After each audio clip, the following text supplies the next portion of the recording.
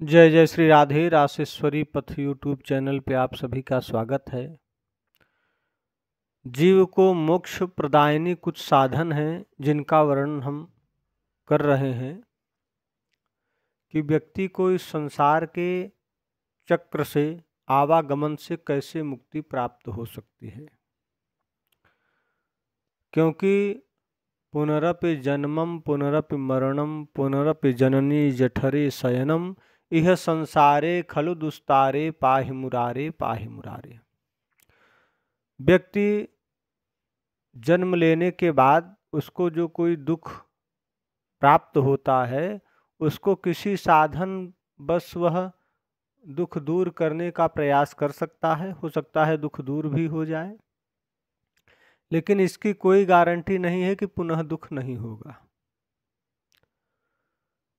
इसलिए संत महात्मा जो भगवान के भजन में लगे रहते हैं, भगवत सेवा में रहते हैं, उनकी केवल एक ही कामना रहती है कि या तो भगवान में प्रेम रहे, रुचि रहे, भगवान के चरणों में प्रेम रहे, प्रीति रहे, या तो मोक्ष की प्राप्ति हो।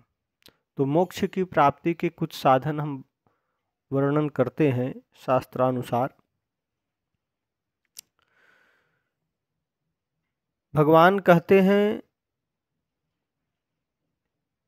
कि एकादशी का व्रत, गीता पाठ, गंगा जल स्नान, पान, तुलसी भक्षण तथा भगवान के चरणामृत का पान, ये 5 साधन व्यक्ति को मोक्ष प्रदायिनी हैं।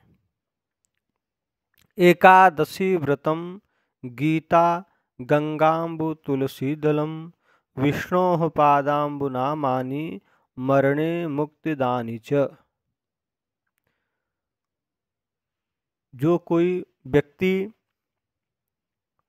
एकादशी का व्रत रखे वह अवश्य इस संसार के आवागमन से मुक्त हो जाएगा।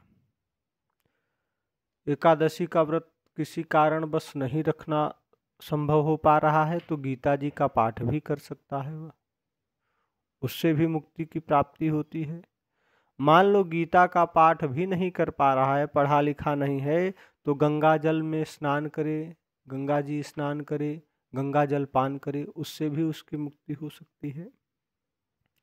अगर यह भी साधन वह नहीं कर पा रहा है तो तुलसी